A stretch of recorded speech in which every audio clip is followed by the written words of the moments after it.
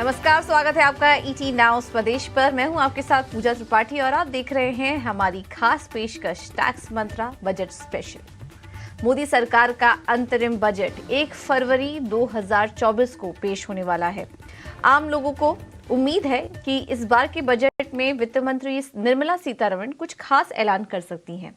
New tax regime में भी कुछ बदलाव होने का अनुमान बताया जा रहा है और लोग उम्मीद भी कर रहे हैं कि इसको लेकर कुछ अनाउंसमेंट होनी चाहिए।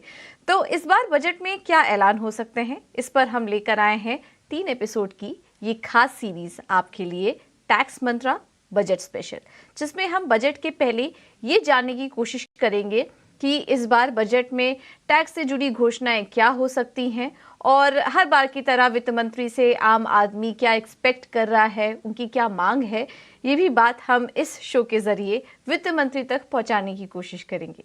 तो चलिए आज के शो की शुरुआत करते हैं और इस शो में आज हमारा फोकस रहेगा कि सैलरी क्लास, स्टार्टअप और महिलाओं की क्या मांग है इस बार के बजट से। और चलिए शो की शुरुआत करते हैं और हमारे साथ आज इस खास पेशकश में जुड़ चुके हैं जाने माने टैक्स एक्सपर्ट और वो सीए भी हैं, Sunil Garg. Sunil ji, thank you so much ET now Swadesh को समय देने के लिए। तो ये जो चर्चा हो रही है अब, क्योंकि बजट भी नज़दीक आ चुका है, तरह तरह की बात अब होना शुरू हो चुकी है कि क्या अनुमान है और आम आदमी की तो नज़र इसी पे रहती है, तो ये टैक्स से जुड़ी क्या घोषणाएं हो सकती हैं। तो चलिए एक बेसिक क्वेश्चन से पहले शुरुआत करेंगे, क्योंकि ये बजट जो है इसको अंतरिम बजट कहा जा रहा है, जो 1 फरवरी 2024 को अनाउंस होगा। इसके पीछे की क्या वजह है, ये अंतरिम बजट होता क्या है, ये थोड़ा हमारे दर्शकों को आप समझाइए एक इंफॉर्मेशन के तौर पर, सो दैट उन्हें भी इस बात की नॉलेज हो सके कि इस बजट से क्या कुछ एक्सपेक्टेशन रखनी चाहिए।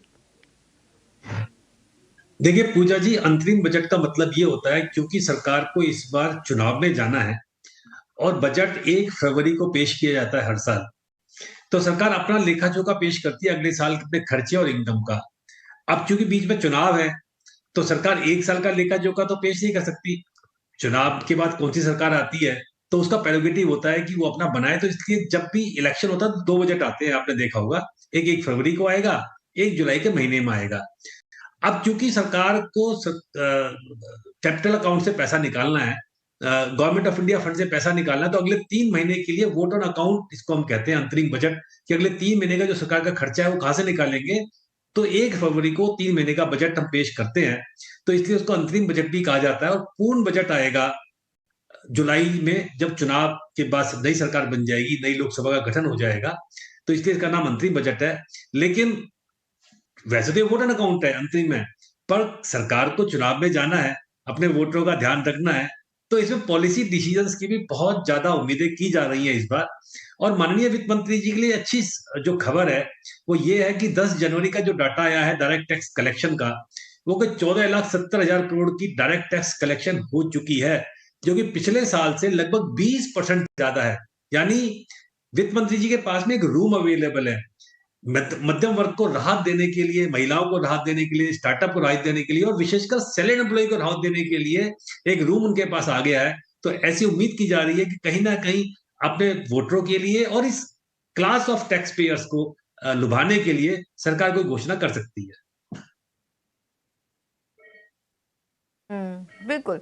तो ऐसा नहीं है कि कुछ अनाउंसमेंट होना ही नहीं है, लेकिन क्योंकि ये अंतरिम बजट है, लोकसभा चुनाव के जस्ट पहले ये बजट आ रहा है, वित्त मंत्री निर्मला सीतारमण अपना 6ठा बजट पेश करने जा रही हैं, तो ये अगले 3 महीनों के लिए संसद से मंजूरी लेती है कि किस तरीके के वो खर्च कर रही हैं, क्या प्लानिंग है उनकी। और ऐसा नहीं कि कुछ अनाउंसमेंट होना ही नहीं, क्योंकि ये चुनावी साल भी है, तो कुछ ना कुछ तो हम एक्सपेक्ट करके चल सकते हैं। लेकिन ये 3 महीने की जो खर्चों की अनुमति है वो संसद से मिलेगी, इस वजह से इसको वोट ऑन अकाउंट बजट कहा जाता है। ठीक है, यहाँ तक तो बात समझ में आ गई। चलिए अब इम्पोर्टेंट मुद्दे पर चर्चा करते हैं। सुनील जी, बजट से वेतनभोगी क्या इस बार राहत की उम्मीद कर सकते हैं, क्योंकि सैलरीड एम्प्लॉयज़ को तो हर बार उम्मीद होती है कि जब टैक्स से जुड़ी कुछ घोषणा टीवी पर आने लगती है, वित्त मंत्री जी बोलने लगती है, तो सबके कान खड़े हो जाते हैं कि क्या अनाउंसमेंट हो रहा है। तो इस बार कुछ एक्सपेक्ट करें हम इस बार के बजट से?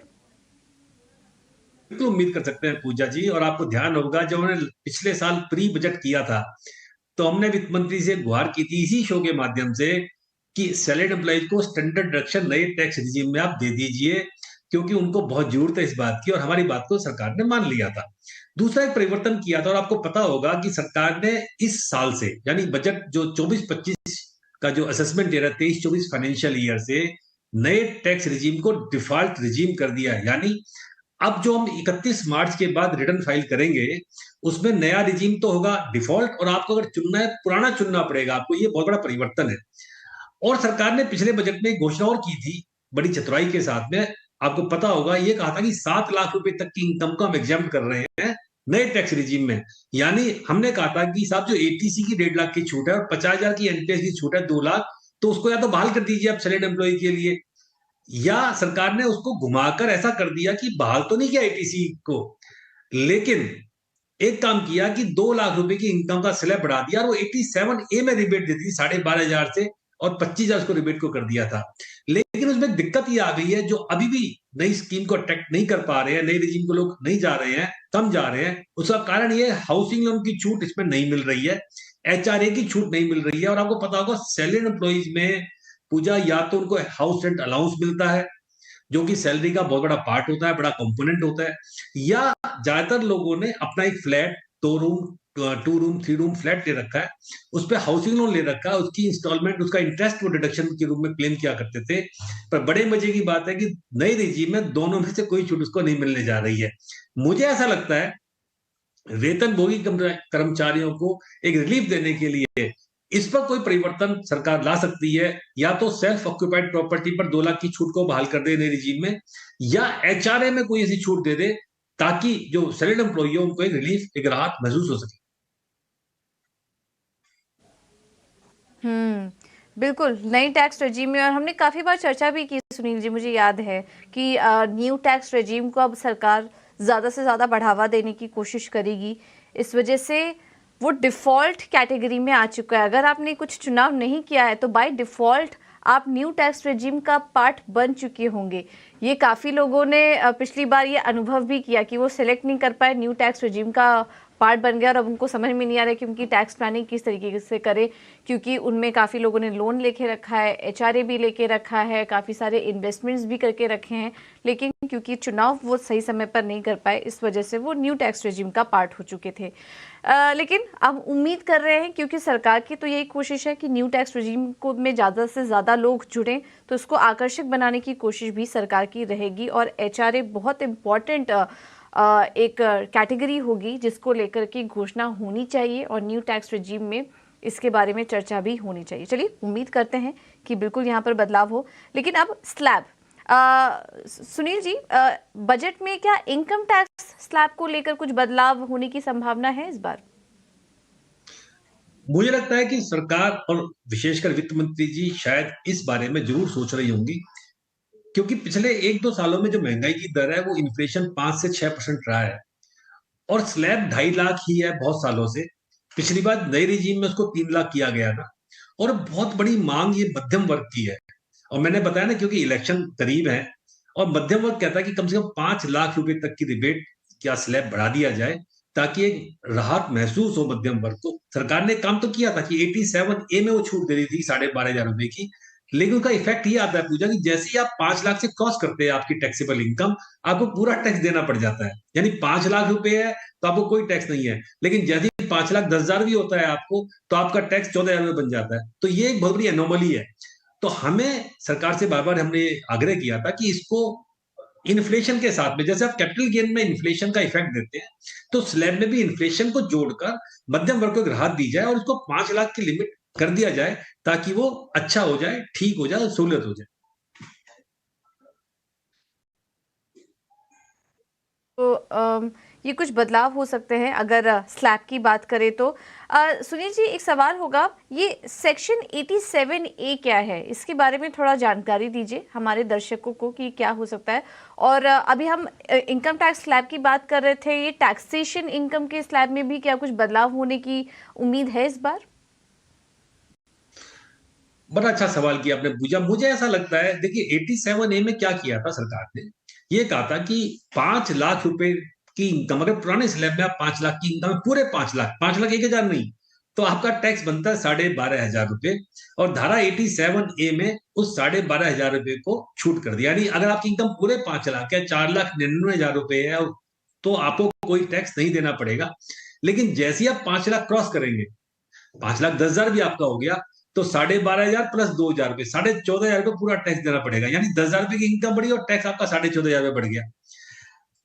ये 87A की रिबेट थी। ऐसे ही सरकार ने नए रिजीम में क्या कहा था कि उस 87A की रिबेट को 25,000 कर दिया था, यानी 7 लाख रुपए की इनकम पर कोई टैक्स नहीं लगेगा। कारण यह है कि नए रिजीम में 3 लाख रुपए तक का स्लैब है। 3 लाख से 6 लाख तक 5,000 रुपए 5% है, और 6 लाख से 9 लाख तक 10% है। यानी 7 लाख पूरी जब इनकम होती है तो आपको टैक्स जो बनता है वो 25,000 रुपए बनता है। वही बात है, जैसे ही आप 25 लाख रुपए 7 लाख क्रॉस करेंगे आपको पूरा टैक्स देना पड़ता था। सरकार ने एक मार्जिनल रिलीफ दिया था कि भाई मान लीजिए आपकी 7,25,000 रुपए इनकम है, तो आपको पूरा टैक्स ज्यादा बन रहा है तो केवल 25,000 रुपए टैक्स दे दीजिए, उसको मार्जिनल रिलीफ कहते हैं। पर जैसे मैंने बताया कि सरकार शायद इस बारे में सोच रही है कि हम 87A की रिलीफ को बढ़ा दें। अगर हम एचआरए को मेंटेन नहीं कर, एचआरए को वापस नहीं दे रहे हैं, हाउसिंग लोन की डिडक्शन को वापस नहीं दे रहे हैं, तो ये भी सरकार कर सकती है कि एचआरए की रिलीफ को बढ़ाकर 25,000 को बढ़ा के 50,000 कर दिया जाए 87A की नई रिजीम में। पुराने रिजीम में नहीं करेगी सरकार। तो 87A को जैसे 25,000 से बढ़ाकर आप 50,000 करेंगे तो 9 लाख रुपए तक की मोटा मोटा इनकम आपकी एग्जेम्प्ट हो जाएगी। तो और 2 लाख का एक हाउसिंग लोन का ब्याज या एचआरए आपको बाय डिफॉल्ट मिल जाएगा बेनिफिट। ऐसा मुझे लगता है कि सरकार शायद सोच रही है।